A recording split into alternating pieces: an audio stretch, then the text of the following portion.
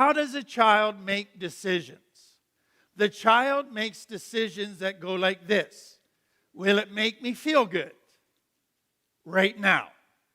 So the wisdom of a decision in the mind of a child is, will it give me instant pleasure or instant safety? But it's got to be instant. They don't think long term. They think now. When we understand how complex trauma affects us, we understand why we turn to addictions to cope. Developed with Tim Fletcher's teachings, our Align with Yourself course helps you learn to understand the root cause behind your addictions and reconnect with yourself. Take the first step toward recovery from addictions and complex trauma. Use coupon code I'm Ready to access your first module for free. So the second characteristic of complex trauma is they have an instant gratification focus. That is very important for two reasons. Where it comes from is this. I often ask addicts in treatment, if you had an alcoholic father, and he one day at lunchtime said, you know what, I'm feeling really good today. I'd like to take everybody out for an ice cream cone. So we could go right now, or we could wait till after supper tonight and go out this evening. What would you pick? Right now. Why? Because he might be drunk after supper. So what you learn in complex trauma or danger is if you get a chance for pleasure, grab it. Because it might not be there 10 minutes from now. And so you become very focused on instant gratification. But there's a second reason, and it's a brain thing. And so the beauty of what I do is that all the brain research coming out is helping us understand complex trauma and how it affects the brain. And I find this one very fascinating. So we're going to look at a brain picture here. So that little carrot that goes down, that's kind of red-orange, that's your brain stem. That's the first part of the brain that is formed in the womb.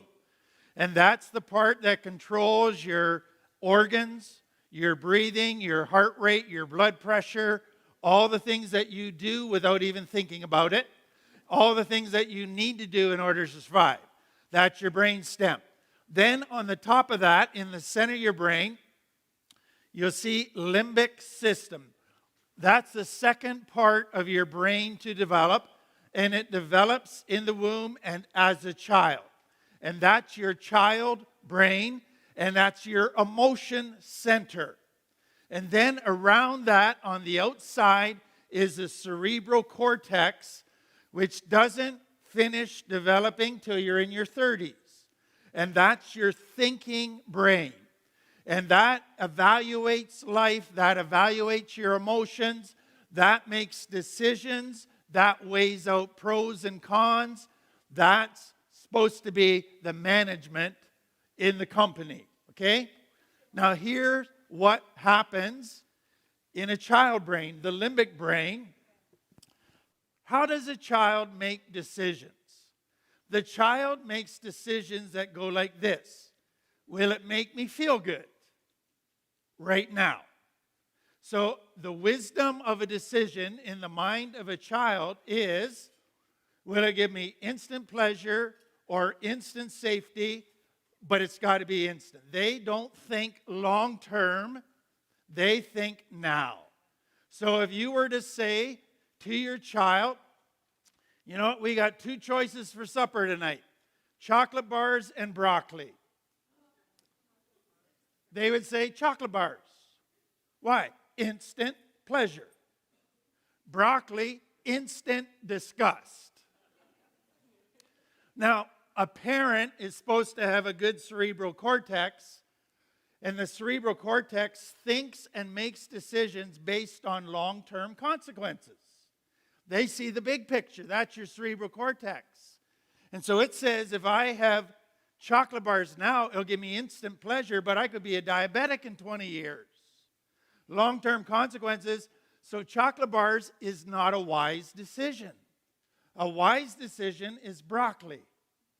And so guess what the family is supposed to be? A limbic brain child saying, I want a chocolate bar.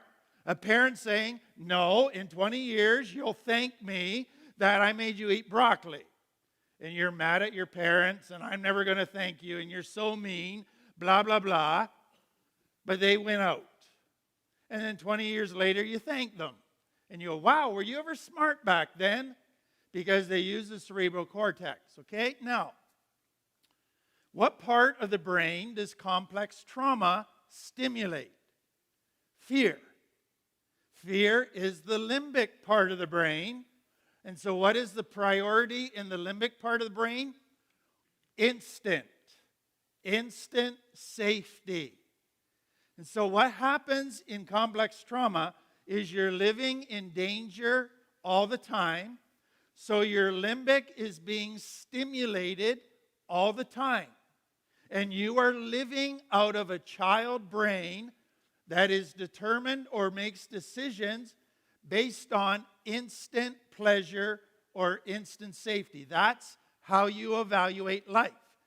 Your body is getting older.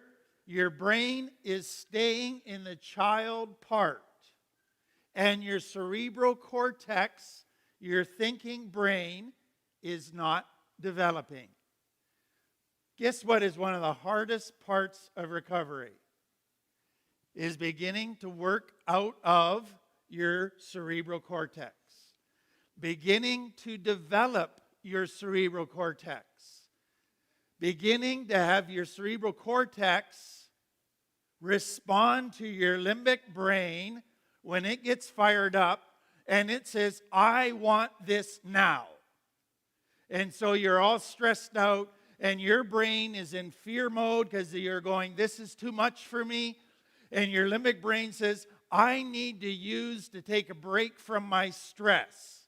What's the limbic brain thinking about? Short term, instant gratification, instant relief. What's supposed to happen at that point in time is your cerebral cortex is supposed to come online and say, listen, limbic brain, let's play that tape out to the end.